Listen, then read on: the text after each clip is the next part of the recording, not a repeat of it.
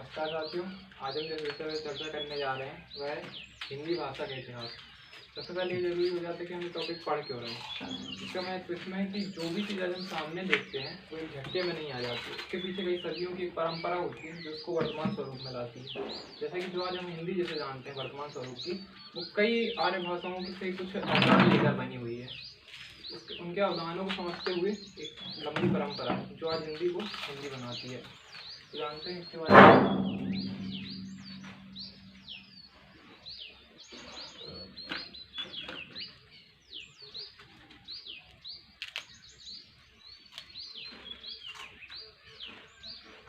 इसमें एक बात और होती है कि हम इतिहास का असल में मतलब क्या होता है ये जान लेते हैं। इतिहास का मतलब होता है कि अगर एक कालखंड हम माने, ये एक लंबा कालखंड है, अगर कोई चीज़ यहाँ से चालू होती है और चीज़ यहाँ जाके रुकती है, और कोई चीज़ यहाँ से चालू होती है और यहाँ पर रुकती है, और कोई कंटिन्यू जाती है, तो क्या कारण था कि वो यहाँ पर रुकी। जैसे कि हम क्या कहते हैं, पुराने समय में देखते हैं कि जैसे मेसोपोटामिया, मिस्र, ये जो सभ्यताएं थी, ये इनकी आज के जो इनके तत्व थे उस समय के, वो आज हमें निरंतरता इनकी नहीं दिखाई देती है। जबकि हम हड़प्पा सभ्यता को देखते हैं तो उसके जो पुराने तत्व थे, जैसे कुंवर वाले सांड की पूजा, मूर्ति पूजा, और भी बहुत सारी चीज़, जैसे योगी की मूर्ति मिली है तो आज भी योग हम करते हैं। तो ये परंपरा लगातार चली आ रही है। फिर हम देखते हैं यहाँ पे कुछ चीज़ें एकदम से इतिहास किसी कालखंड में एकदम से बाहर आती हैं। जैसे कि हम देखते हैं कि बौद्ध और जैन धर्म है, ये हमारे सामने एकदम से आते हैं। तो इनके पीछे कारण ये था कि जब महाजनपद काल आता है तो लोहे का मतलब हो जाता है, उपयोग चालू हो जाता है। लोहे के उपयोग से होता यह है कि जो भूमि है उसकी अच्छे से मतलब खेती की जाती है और उपजाऊपन बढ़ता है, और जो राजा होता है वो लेने लगता है कर, तो राजा की शक्ति बढ़ गई। लेकिन उसका जो समाज में स्थान है वो दूसरे नंबर पर रहता है, क्योंकि फर्स्ट नंबर पर ब्राह्मणों को रखा जाता है, तो उनके बीच में संघर्ष होता है। दूसरा, जो वैश्य होते हैं वो धनी होते हैं, पर उनका समाज में व्यवस्था में स्थान तीसरे नंबर पर होता है।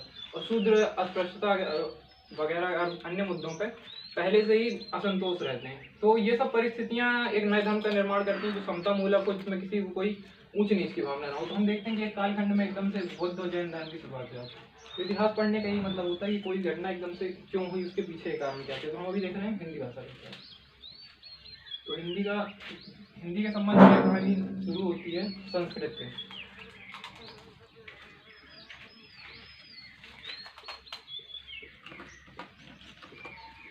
जो कि हमारी आर्य भाषा है। तो संस्कृत की शुरुआत में दो प्रकार आते हैं। एक आता है वैदिक संस्कृत का काल,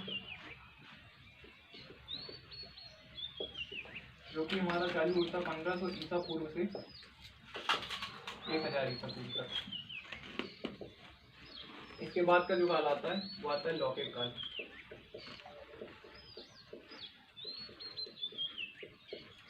लौकिक संस्कृत काल, जो कि हमारा 1000 ईसा पूर्व से 500 ईसा पूर्व तक के लिए रहता है। अब जो हमारा वैदिक संस्कृत का काल है, उसमें हमारे जो ग्रंथ रचे गए हैं, साहित्य रचा गया है, वो है वेद, जिनके अंदर 4 वेद आते हैं। इसके अलावा अरण्यक जो है वो रचे गए, और इसके अलावा उपनिषद, जो कि वेदों की ज्ञान में शाखा, दार्शनिक आधार उसको प्रदान करती है, उसकी रचना होती है। उसके बाद जो लौकिक संस्कृत है, इसके अंतर्गत पुराण लिखे जाते हैं। जैसे हमारे जो पुराण है उनकी संख्या 18 है। इनमें सबसे पुराना जो पुराण है वो है मत्स्य पुराण, और इसके अलावा रामायण लिखी जाती है, महाभारत लिखा जाता है। तो ये सब हमारा आता है लौकिक संस्कृत काल में। अब संस्कृत से जब हम आगे बढ़ते हैं तो इसके बाद की बात आती है पाली भाषा की। तो पाली का काल जो माना जाता है वो माना जाता है 500 ईसा पूर्व से पहली ईसा पूर्व तक, पहली ईस्वी तक।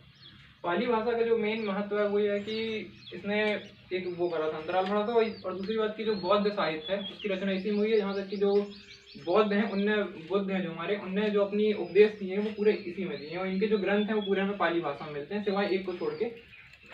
जैसे बौद्ध धर्म के चौथी जो संगति थी, इसमें बौद्ध धर्म 2 शाखाओं में बढ़ गया था। एक शाखा थी महायान, दूसरी शाखा थी हीनयान।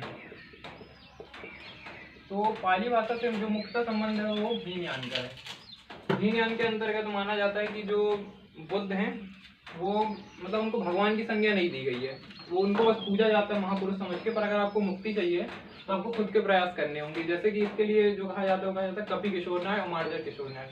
कपि किशोर न्याय का मतलब होता है कि जैसे जो बंदर का बच्चा होता है वो बंदर को पचड़े रखता है, और जो मार्जर किशोर न्याय है उसमें ये होता है कि जो बिल्ली है वो अपने बच्चे को खुद पकड़ के कहीं भी ले जाके रख देती है। तो इसमें मानते हैं मार्जर की न्याय की जो बुद्ध है वो अवतार लेंगे और खुद ब खुद सबका उद्धार करेंगे, पर इसके अंतर्गत आपको अपने प्रयासों से ही करना होगा।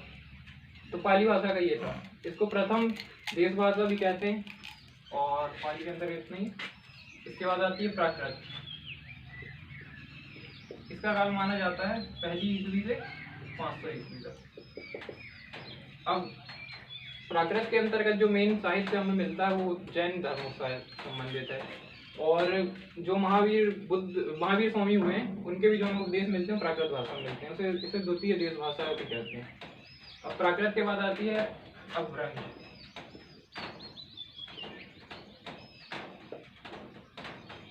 अपभ्रंश का काल 500 ईस्वी से 1100 ईस्वी तक या 1000 ईस्वी तक मान लिया जाता है। अब अपभ्रंश का हिंदी भाषा के जो आज हम हमारे सामने राजेंगे उसमें बहुत बड़ा योगदान है, टाटा किनोनिया से लेकर और भी बहुत सारे योगदान। तो जो अपभ्रंश है इसके हमारे जो प्रमुख कवि हो जाते हैं जिन्होंने साहित्य की रचना की है, उनके अंतर्गत जैसे एक स्वयंभू आते हैं जो कि एक जैन कवि थे। स्वयंभू इन्होंने रचना की थी पांचजलि की। पांचजलि जो कि प्राकृत भाषा में अपभ्रंश भाषा में एक राम काव्य है। इसके अलावा हमारे सरपा कर्मपा इन सब का भी जिक्र आता है इसी के अंदर। अब अपभ्रंश के बाद आती है, और वैसे अपभ्रंश का शाब्दिक अर्थ होता है कि बिगड़ा हुआ रूप किसी चीज का। अब अपभ्रंश के बाद आता है अवहट्ट का काल।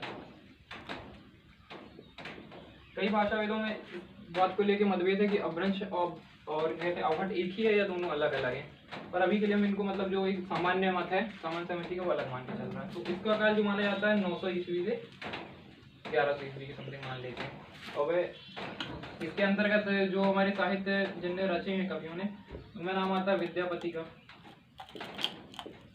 विद्यापति ने कीर्ति लता रची है, कीर्ति पताका रची है। इसके अलावा इनने पदावली भी रची है जो कि मैथिल भाषा में, इस कारण इनको मैथिल टोपी भी कहते हैं। पर अभी इन्होंने अवहट्ट में कीर्ति लता और कीर्ति पताका की रचना की थी। इसके बाद जो हमारे कवि आते हैं वो आते हैं दामोदर पंडित। उनने रचना की थी उक्ति व्यक्ति प्रकरण का अवहट्ट भाषा में। इसके अलावा और भी कुछ ऐसे ही कवि हैं। अब अवहट्ट के बाद जो वाली आती है वो आती है हमारी हिंदी की। तो हिंदी भाषा के अंतर्गत देख सकते हैं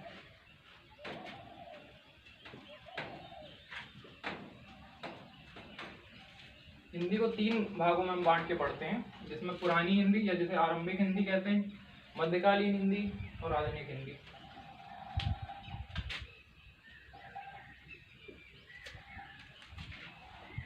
आरंभिक या पुरानी हिंदी,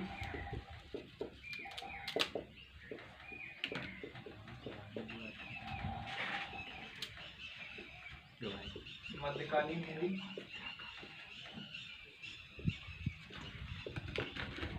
आती है आधुनिक।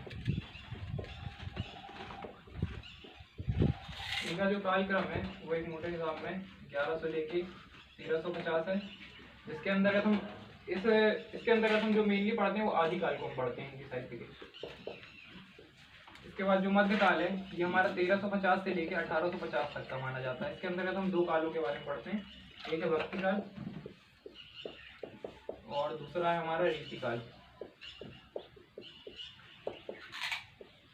अब आधुनिक हिंदी के अंतर्गत हम पढ़ते हैं 1850 से लेके आगे तक। आदिकाल के अंतर्गत कई सारी उनको प्रवृत्तियां दिखाई देती हैं हिंदी में, जैसे रासो काव्य।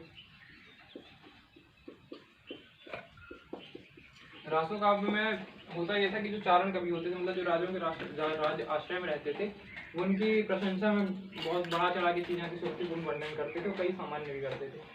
फिर आदिकाल में एक ये प्रवृत्ति होती थी और कुछ उपदेशात्मक प्रवृत्तियां भी हैं कुछ कवियों की। इसके अलावा हमारा जो धार्मिक साहित्य जिसको हम सिद्धनाथ साहित्य कहते हैं, सिद्धनाथ संप्रदाय जो था उसके जो धर्म उनने मतलब अपने धर्म प्रचार की जो रचनाएं की थी उसको हम सिद्धनाथ संप्रदाय साहित्य कहते हैं।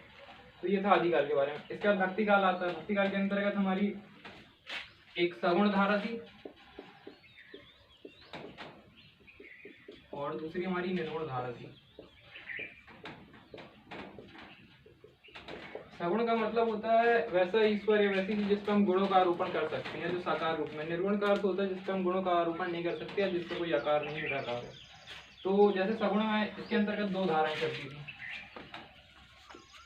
कृष्ण काव्य धारा और दूसरी थी राम काव्यधारा। तो कृष्ण काव्यधारा के जो मेन कवि थे वो थे सूरदास, और जो राम काव्यधारा के थे वो सब जानते हैं, तुलसीदास। जो निर्गुण धारा थी उसमें उसकी भी दो मतलब भाग थे। इसमें पहला था संत काव्यधारा और दूसरी थी सूफी काव्यधारा। संत काव्यधारा के अंतर्गत कबीर आते हैं मुख्यतः, और भी अन्य कवि आते हैं। सूफी के अंतर्गत जायसी आते हैं जिन्होंने पदमत की रचना की थी। अब इनके अंदर भी कुछ डिटेल है, इसके आगे हम जो हमारा आधुनिक है, कुछ जो बची हुई चीज़ें अगले लेक्चर में देखते हैं, अगले लेक्चर में। धन्यवाद।